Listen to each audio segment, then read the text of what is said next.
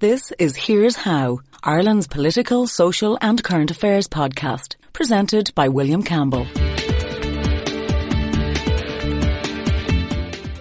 Thank you for downloading episode 83 of Here's How for the 28th of February 2019. You can find all sorts of crackpots spouting off nonsense on the internet, but enough about me. In this podcast, I'm talking to an Irish YouTube political commentator who has attracted some controversy, to say the least.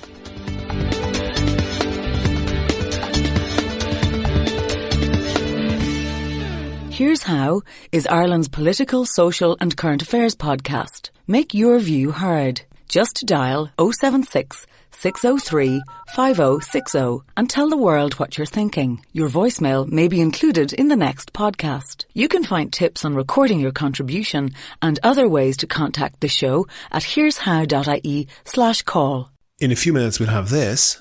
Rowan, the danger clearly with that is that somebody picks up on sources that are simply lying. And who's to say that the BBC aren't lying? I mean, where are we going to find the truth unless we do our own inquiries and come to our own conclusions? Well, I've nothing against people doing their own inquiries. I would suggest, though, that on balance, a website done by someone from their mother's basement with an agenda has probably less. You're throwing out tropes there now, William, from just automatically smearing it. I just quoted your government official Sweden statistics, and go to the government website. I didn't mention anyone in a basement. That's the main interview for today that you'll hear in a few minutes. I got a huge amount of reaction to the last podcast about RTE's relationship with the AA.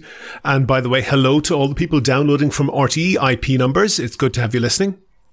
First of all, I want to thank Joseph McGinley and Robert Duffy and others who didn't want to be named, who signed up to donate and become patrons on my Patreon account. If you think that the podcast is worthwhile, I'd ask you to do the same as them. That allows me to stay independent and take the time to research and do more podcasts. Details about that at the end of the podcast, but I can promise you, unlike some program makers, there's no chance that you'll be sent to jail if you choose not to contribute.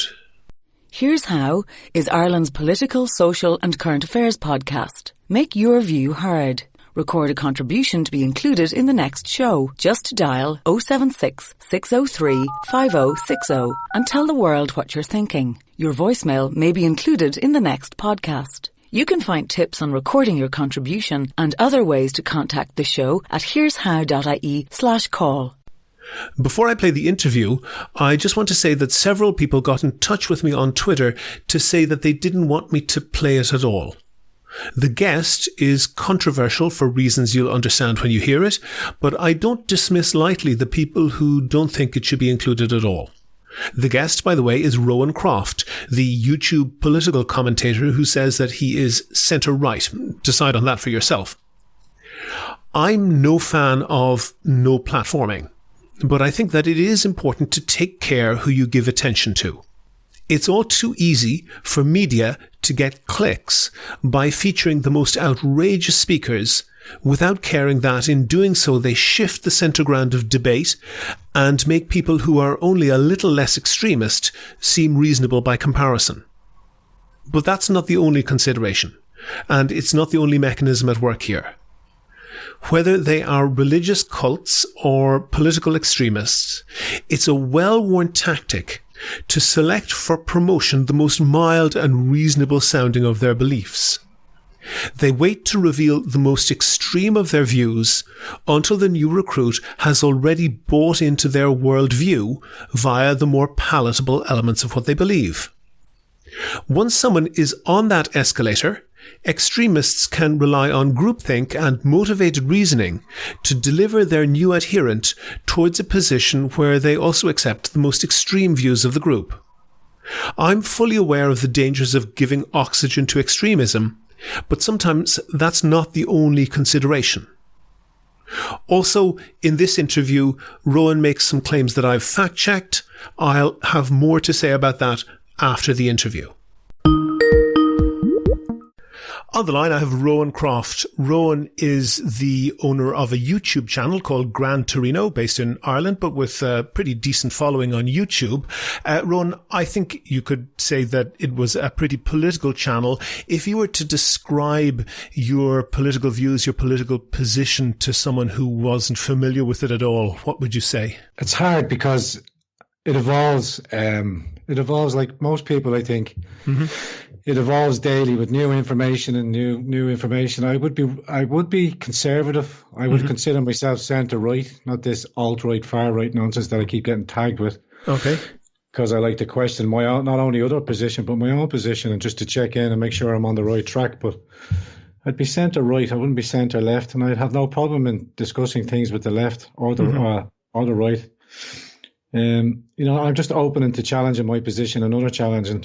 And effectively, I want something. I want what's best for Ireland, and I just don't think the current trajectory that we're on now is in the benefit for all of us. Okay. Just looking through your videos, you've interviewed quite a few people, and you say you're not alt-right, but some of the people who you've interviewed would certainly be regarded by most people as certainly being on the right. For example, Anne-Marie Waters, who was former leadership candidate for She was in Labour. How can she be the right when she was in Labour to begin with? Well, she was most recently a leadership candidate for UKIP, and I think several people of the senior members of UKIP, of their MEPs, said that they would leave if she was elected leader. Also, Justin Barrett, now the leader of a small party called the National Party, but previously of Youth Defence. Jim Dowson, formerly of the British National Party and Orange First, and also who's been associated with supplying equipment to anti-immigrant vigilantes on the Bulgarian border. But rather than labelling things, and I think actually you're right, it's best not to label things like this, although it's possible to use it. But one of the issues that you speak an awful lot about is migration stroke immigration into Europe and into Ireland. Give me an overview there. In what regard? I'm against illegal immigration. Mm-hmm. I think the UN Migration Pact is one of the worst things that Ireland ever signed up for, and I think it's detrimental to Ireland. I think bringing economic migrants, illegal migrants, and heading them under one banner, is obfuscating to the max. I don't know why they're doing that. I have no problem with people seeking refuge in any way, shape, or form, but according to the UN figures, only 20% of the refugee claimants are actual bona fide asylum seekers or refugees. Mm-hmm. And I think lumping them all into one category, it just opens the way for what I see, human trafficking. You feature Matteo Salvini of the Lega Nord party from Italy. The Lega party, they don't call themselves Lega Nord anymore, they're Lega. They represent all of Italy, not just the north. That may be the case. They haven't legally changed their name, but they are normally called La Lega. You're right on that. That would be seen as really quite an extreme right-wing party, wouldn't it? I don't think so. I mean, like I said to you, we're not sticking labels in. If the Italian people flock to him, and everywhere Salvini goes, he is idolised, because they can see they're the people living on the ground. They're the people that have to live with the consequences of the mass unfettered migration of people coming from Africa, mostly through Africa, through Libya, because the ports are wide open. These traffickers have trafficked people from Libya and brought them straight into the Italian port because it was the first port of call in Europe. Well, to be clear, in the most recent elections, they got about 17% of the vote, which is a significant vote, but it's by no means a majority. But they'll be the majority. They'll be the majority party in the new European election. Polls are already showing them at 32%. So there's big sweeping changes coming for Brussels, whether they like it or not. Well, that may be the case, but the most recent election, which was last year, they got 17%. Matteo Salvini has certainly been associated with extreme hostility towards migrants. Isn't that true? Well, like most politicians, he campaigned on promises, and he was elected on them promises, and he's fulfilling them promises. Unlike most politicians, particularly the ones over here, like our own Taoiseach Leo Varadkar, who during his tenancy was always anti-abortion, and then no sooner had he taken over the reins of power after his election campaign, which is funded by an American company, Medofem, I believe they were, he changed his position 180. Sure, but leave aside... Salvini sticking to his promises. Okay, but you would have to agree that threatening to bulldoze people is really quite an aggressive and by no means a centrist these are thing illegal campsites. These are taking over people's properties. This is the illegality of shanty towns now forming, not only in Italy but Paris and throughout the rest of the world. And they don't have property rights. If they're there camped out illegally and they're causing a nuisance or bringing in all sorts of untoward actions, then I think the government that Salvini's in charge of has every right to remove them. Sure, that's maybe the case.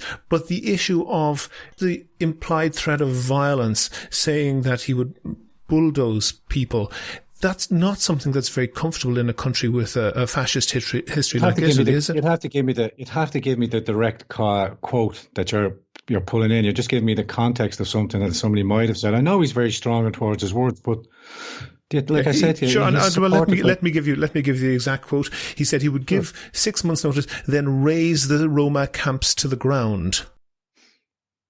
I can't quantify it or deny it, but I mean, if that's the direct translation of what he said, and then he's fulfilling his promises. If that's what he said, that's what he's doing. That party is a party that has a really quite a close historical link to the fascist party of Mussolini.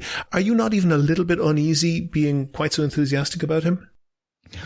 I'm not in the slightest bit concerned. I mean, fascism swings left and right. It's totalitarian. It's totalitarian. Well, is it totalitarian?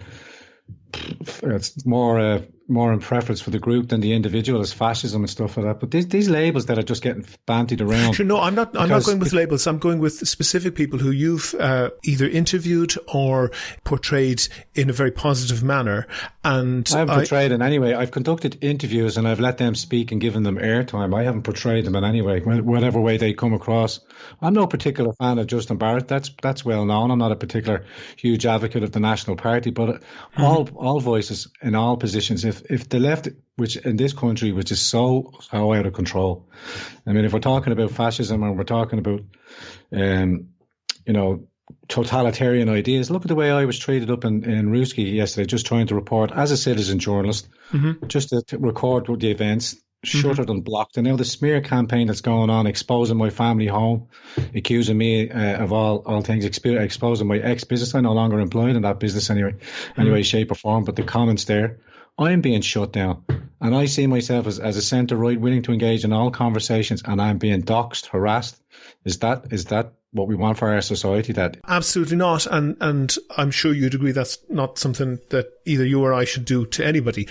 But I think what's good to have is a discussion about ideas, and what I'm trying to get out from you is what your ideas are and what your belief system is, and to allow people to understand that and then judge it for good or bad. And that's what I'm trying to do here. I'm not trying to threaten you, and I'm not. I don't endorse that at all. I don't feel threatened by it whatsoever. So you've no problem there whatsoever. It's not hard for me to discuss. Like, I'm against illegal immigration. I'm against human trafficking. I was against abortion.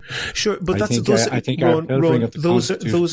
are very wide umbrellas to be under, and there is what specifically would you like to ask me, Rowan? How would you like me to express my ideas? You have to give me some sort of context. Oh gosh, you have dozens and dozens of videos on YouTube, and many more hours. I've watched quite a few, but many more hours than I could watch the whole thing. Did you press the bell button to get notifications for future?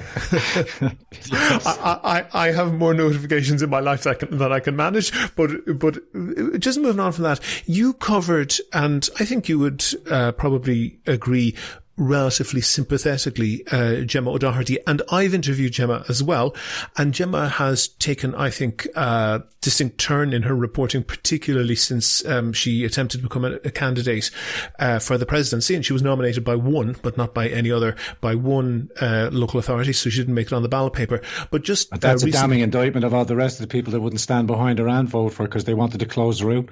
Because I'd be a strong advocate for Gemma O'Doherty, because I think she's a real... Okay, hold on for a second. That's power open to local authorities. Surely members of those local authorities, if they don't agree that she should be a candidate, are entitled to not endorse her. Absolutely. I've no problem with that as well. Okay. Well, just looking at that, and you mentioned her, I have to say that some of the things that Gemma O'Doherty were saying in the video that's on your channel currently are off the deep end in terms of really, well, for example, saying that something called the New World Order is intending to depopulate the Earth and reduce the population of the Earth by force or by some other unspecified means.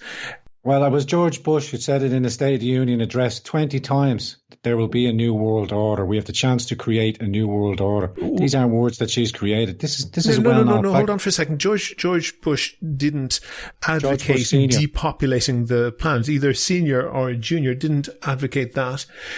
Gemma O'Doherty also linked to some form of oppression that wasn't all that clear. Her claim that Ireland, and she's shared this many times on Twitter as well, that Ireland has the third highest cancer rate in the world. Ireland has a high rate of cancer because cancer is a disease of old age.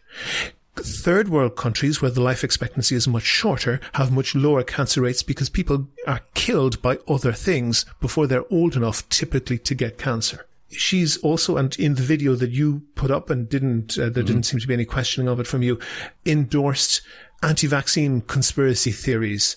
I think there's well-documented evidence out there, and I believe an Irish writer, Ellen Laloyo, has a new book coming out, and she categorically states that the trials weren't done under supervision, that there's new questioning coming out about the HPV vaccine.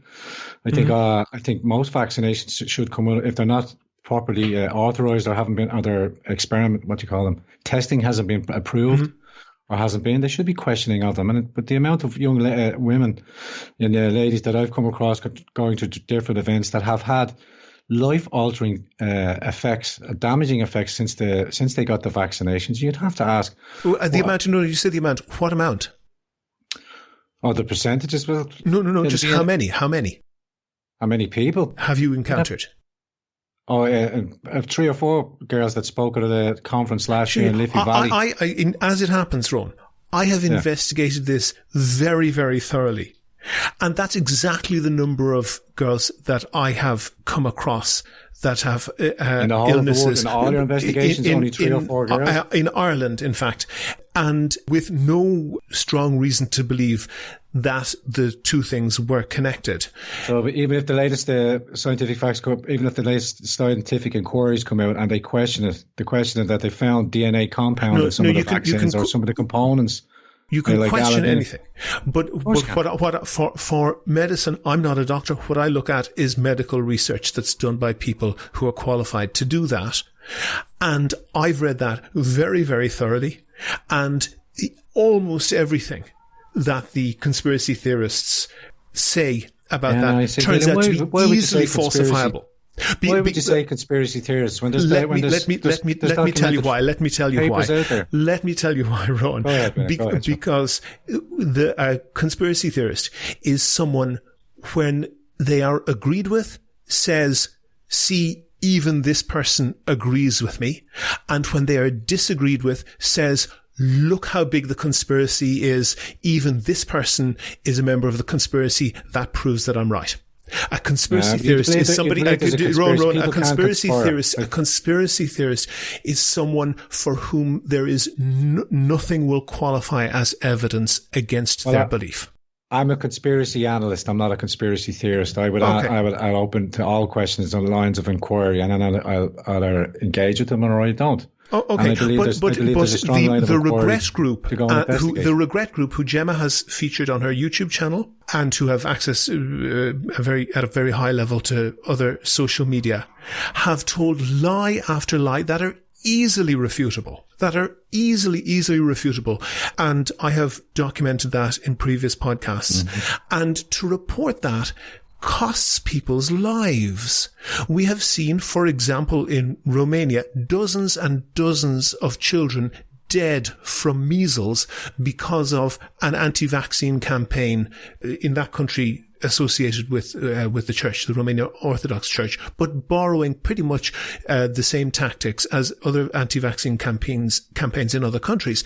Children die because of that. I don't want to get into that in the greatest of detail. Absolutely. Because neither of us are doctors. But you not agree with me that there are questions to be asked. I mean, if there's so many people coming out on their line of quarreling. But there aren't. Rowan, can I give you a slam dunk? why those claims are clearly untrue. Ireland has one of the lowest thresholds for proving civil liability for personal injury cases in the world. It's easiest to take a case and has some of the highest payouts in the world, far higher than other common law countries.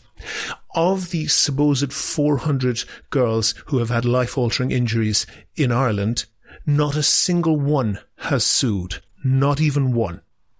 That's not to say that they haven't won their case. They haven't even taken their case. Who was being slandered and tried to get some sort of representation. It's very hard to get to justice in this country, regardless of whatever facts and figures you have. It's pretty much a closed shop over here. Ordinary people of ordinary means, every day of the week. Ordinary people of ordinary means who have suffered injuries, for example, sometimes children injuries associated with birth that went wrong or whatever, regularly get multi-million euro payouts in the High Court. That's a regular news item in Ireland. Not a single one of the supposed victims that Regret represents has even taken a case, let alone won a case, not even taken a case. And even if they, for some reason, they couldn't take a case, they could go to the HPRA, the system for reporting adverse reactions to medicines. It's as easy, it's an online form, as easy as filling in a Ryanair airline ticket, as easy as buying an airline ticket on Ryanair. Not a single one has reported that. Maybe you should ask a representative of Regret to come in and inform you their position over it. I have. From my position, every journalist who has asked for that, they have threatened to sue. There's a definite case to bring into question on vaccines, because it's not 100% proven. Let's park that issue. And one thing that you've said is that you're not alt-right, and I don't particularly like labels, but I think that they're useful sometimes in you're going to call me grouping things. No, I'm actually not, and so I don't want to use that term other than by what other people generally. What about conservative? What about conservative? Because I don't believe that Theresa May or Anna Soubry are alt-right. That's why. But I'm not labeling you as anything. So don't get offended in advance. I never take offense to offense. No, that's good. You're probably right. You'll save yourself a lot of energy. But on the alt-right websites, and indeed websites that self-identify as alt-right, and there's many blogs and comment websites and so forth. On that, one of the most common anti-immigrant tropes is to say that because Sweden proportionally took in probably the largest number of refugees during the migrant crisis, to say that the rape statistics in Sweden shot up when these migrants arrive.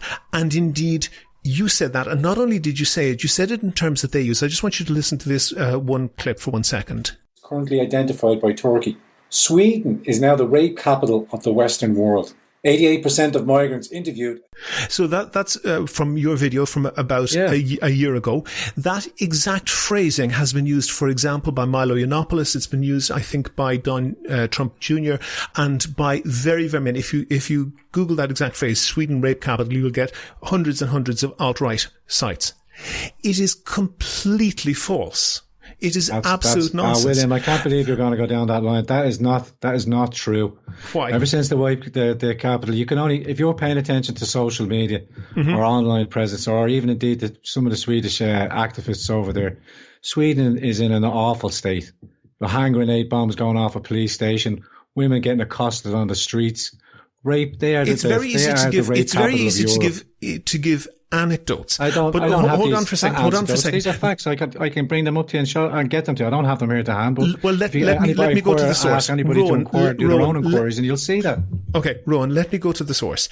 The source of this, and there are a few patient zero reports of these, and possibly going back to a single one, but they quote a journalist called Ruth Alexander, who works for, amongst other things, on the BBC, a program called More or Less, and she can't trust BBC. BBC have been proven to be false time and time again, pretty much like our propaganda RTE over here. Hold on for 1 second. Those reports that you are using the same phraseology as were quoting her as a source.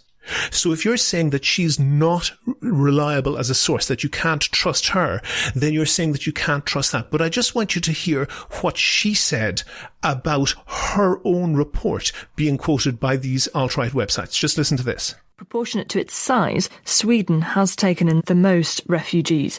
But the rape bit is just flat out wrong. Over the last 5 years, rape has not skyrocketed in Sweden. In 2011, there were just over 6,000 rapes. In 2016, there were about 100 more. But the population had risen in that time, so the rate had actually fallen slightly to 62 per 100,000 people. The period when it did rise sharply was 5 years before the big influx of refugees. So, Rowan, if you're saying that the BBC is not trustworthy, then by definition, the people quoting her to say that Sweden is the rape capital of the world are wrong. And if you say she is trustworthy, then it's clear in her own words that she does not agree with that and that her report has been misused. And I will link to it in the notes of this, an entire podcast that she has done on that topic. I am going through there again, and I would stand over the thing that I wouldn't trust anything coming from the BBC. I'm here looking at the BRA crime statistics on the Swedish website at the moment, Swedish Crime Survey 2017. And in their report here, you can clearly see that the statistics are going up from 2009 here, and an increase since 2010. As I look at it, 2012 4.2%, and it's now up 5.6% as of 2016.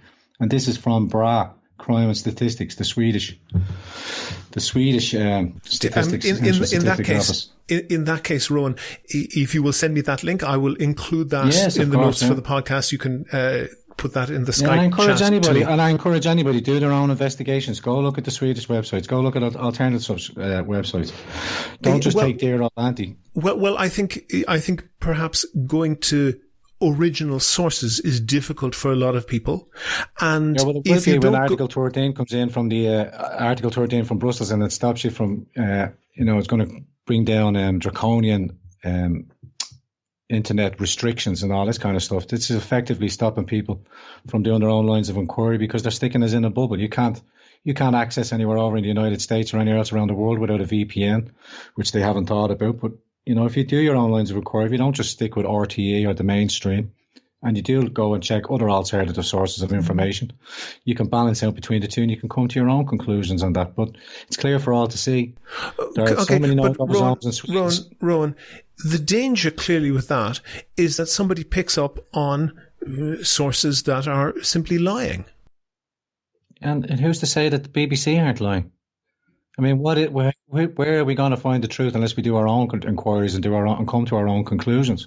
Well, I've nothing against people doing their own inquiries. I would suggest though that on balance, and I'm no particular fan, on balance, a website done by someone from their mother's basement with an agenda has probably less. You're throwing out tropes there now, William. Automatically smearing it. I just quoted the government official Sweden statistics and go to the government website. I didn't mention anyone in a basement. That kind of rhetoric is you're just smearing any sort of inquiry. I apologise, Rowan. I apologise to you and your mother.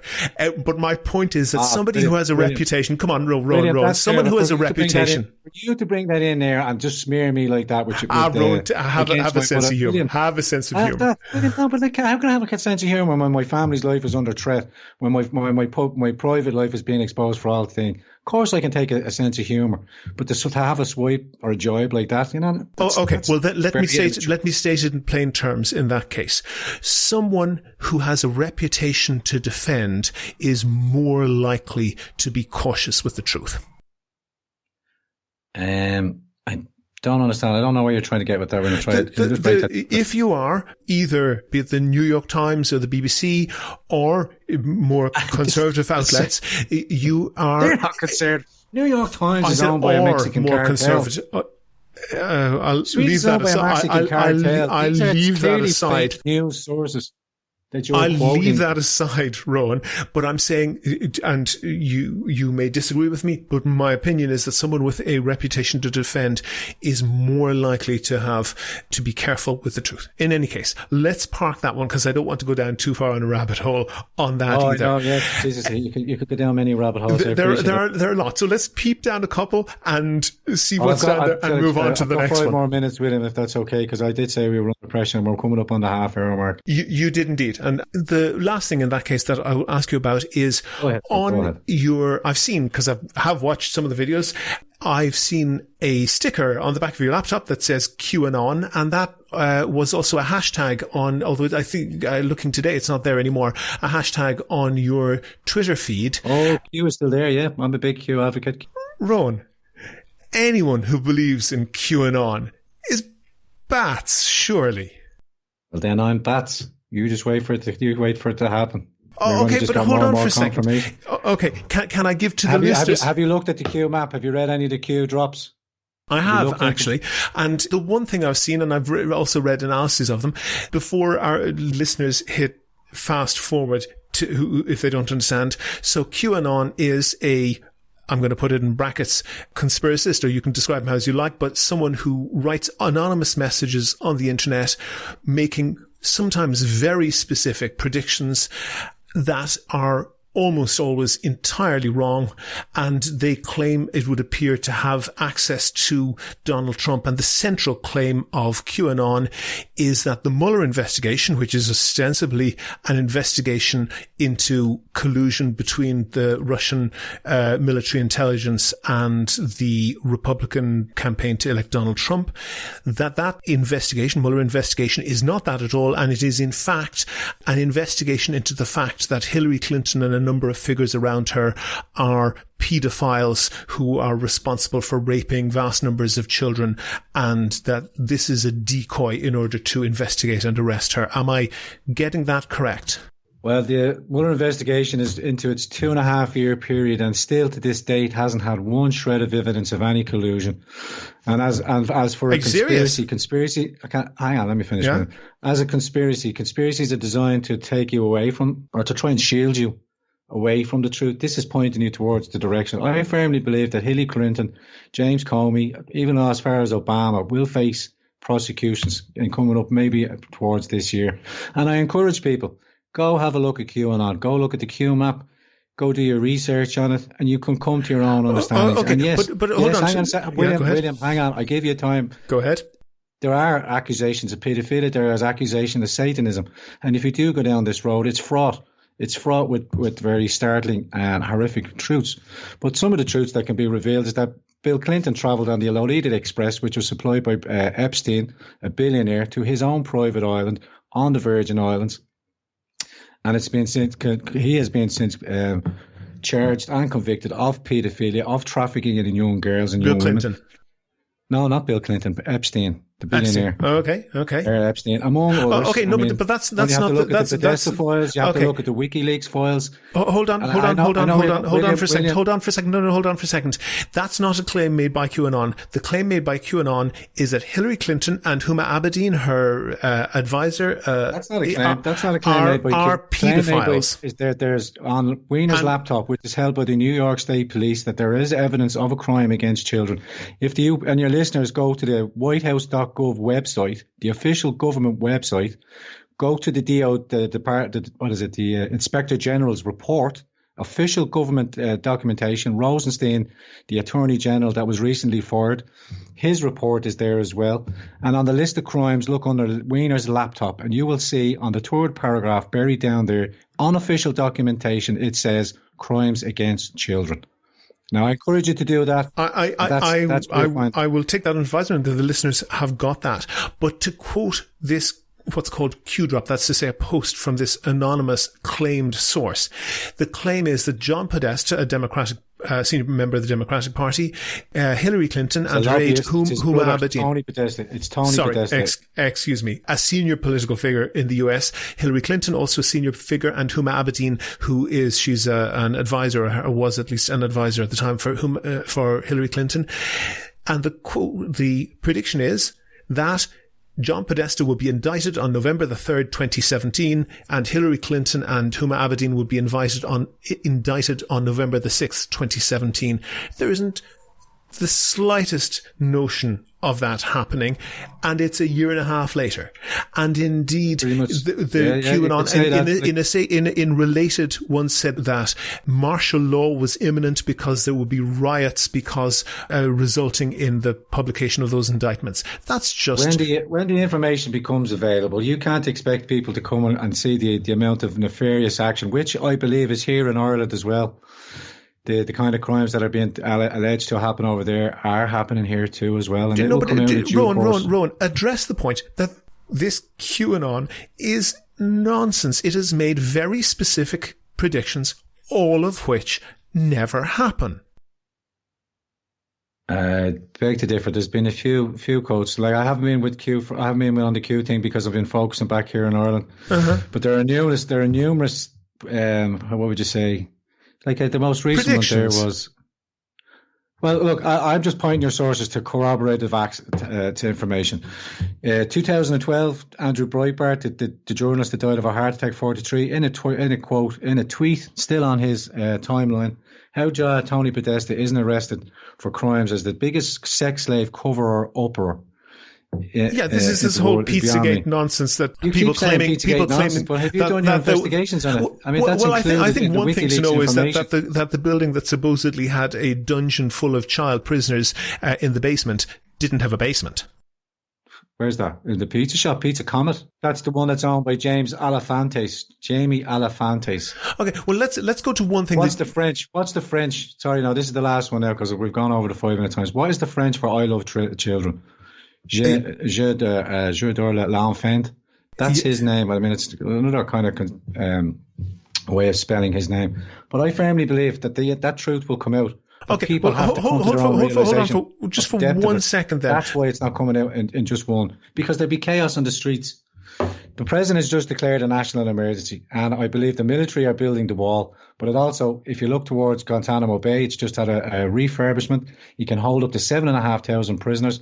I believe most of the MS-13 that have been taken away are actually being prosecuted under military tribunals over there. Hold for 1 second. Hold for 1 second. 1 second. You're predicting things that will come out. Just listen to this for 1 second. So what are you going to see? You're going to see Julian Assange being pardoned either sometime this week or next week. We believe he's already in the States or he's in Switzerland.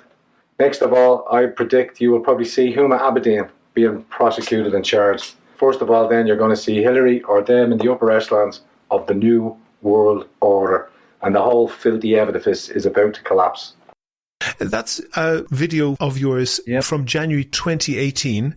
You said that Julian Assange would be pardoned within a week of then. That's more than a year ago. It didn't come true. I grant it. It didn't come true. And that you said he was already, at the time that you were speaking, already either in Switzerland or the US. I can say that I'm pretty sure that Julian Assange is still in the Ecuadorian embassy in London. Nobody's seen him.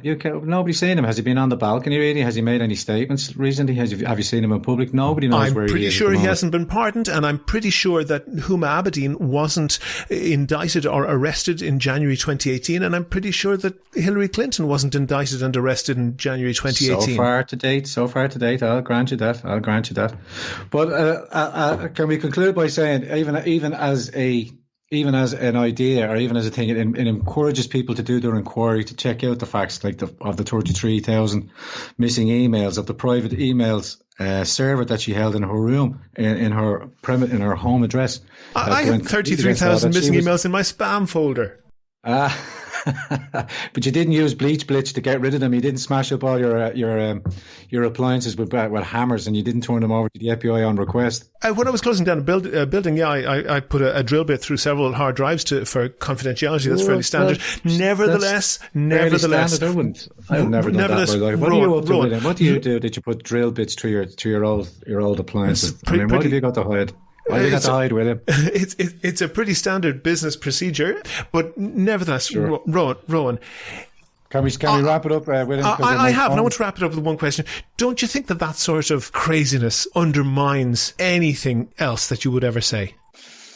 Not at all, because it's not proven or disproven. But as I said to your listeners, and I'll just keep encouraging you, go check it out for yourself. Go look into it for yourself and come to your own conclusions. You can smear me as a conspiracy theorist. I prefer conspiracy analyst because I'm open to opening anything. Even like the facts of where would you stand on 9/11? Do you believe Osama bin Laden was solely responsible for bringing down 2 buildings when he was in a cave in the middle of the Afghanistan mountains? I think there were 19 guys on 3 different planes or perhaps 4 different planes. And of all the planes, the only thing to survive the plane that crashed was his passport, was the license. Nothing about World Trade Center 7, which fell in 20 seconds and has since been disproven, or the fact that a grand jury has recently been reopened to reopen the case and look into the 9/11 inquiries. I encourage your listeners to go online and search in grand jury. I'm surprised that you know that, because grand jury's proceedings are entirely secret in the US, but nevertheless, they have inconclusive power, and the jury has the power to decide whether to further on prosecutions if they deemed the evidence to warrant to bring up a special counsel. And as with Hillary Clinton being arrested for child abuse, we will see if that happens as well. Yes, Rowan Croft, the editor of the Grand Torino YouTube channel. Thank you very much for talking to me. Thanks, William. Appreciate that. Take care.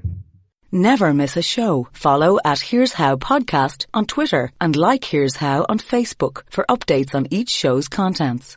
One thing that Rowan said during the interview was that he would supply a source for his claim that Sweden has become the rape capital of the world. If you Google that phrase, Sweden rape capital, you will find literally millions of hits, mostly for alt-right blogs that circulate and recycle that phrase. It's become almost an article of faith for the far right or alt-right or whatever you want to call them. It's clearly incredibly important for their belief system, and you can see why. Firstly, Sweden is the type of Nordic welfare state that is the antithesis of the far right's worldview. So it's important to them to find evidence that it is having problems. Secondly, in the migrant crisis that peaked in 2015, Sweden accepted more refugees, proportional to its population, than any other European country. I should say here that this is still only a fraction of the proportion accepted by some non-European countries like Lebanon, but that's a different story. The focus was on Sweden, and the fact that it is a successful welfare state and that it accepted so many refugees by European standards gives the far right 2 reasons to want to believe any claim that would prove that it's a terrible place. The belief that they settled on was best articulated by Nigel Farage, who said this: Pro rata, Sweden have taken more young male migrants than any other country in Europe, and there has been a dramatic rise in sexual crime in Sweden, so much so that Malmö is now the rape capital of Europe. Basically, the claim is that stupid Sweden let in thousands of dirty foreign refugees who immediately set about raping the pure blonde girls of Sweden. It's a story that could come straight from any Ku Klux Klan propaganda. It's an incredibly powerful story, powerful enough to overcome even the most obvious facts. I said that if you Google that phrase, you get millions of hits, mostly alt-right blogs, but one of the first hits that you get is for the BBC article associated with that programme, more or less, who examined statistical claims, the one that I played a clip from for Rowan. The article utterly debunks the claim that there is a spike in reported rapes associated with the arrival of the large number of refugees in 2015. But Rowan says that he doesn't trust the BBC, and true to his word, he pointed me to the official Swedish government statistics website. Here is where the cognitive dissonance really kicks in. The Swedish statistics website that he sent me to is the one where the BBC got their figures too, and those figures, the ones that Rowan linked me to, utterly refute what he's saying. The figures cover the period from 2008 to 2017. There is some noise in the figures, as you might expect, but the level of rape is remarkably flat.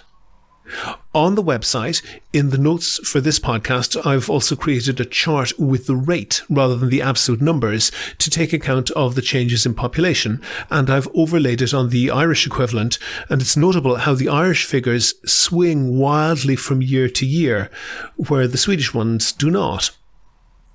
That's probably an artifact of the figures. We know that there are serious problems in the collection of Irish crime statistics. But the key point here is that the very information that Rowan sent me absolutely proves the exact reverse of what he's claiming. There is no change in the rape figures associated with the arrival of a large number of refugees in 2015.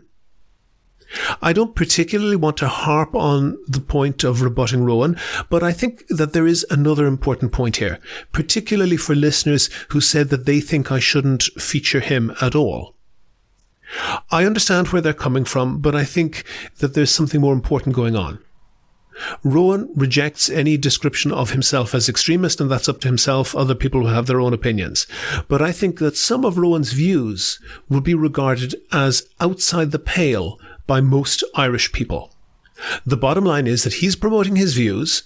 Social media means that he can reach out to people unmediated with nobody else checking his facts or challenging him.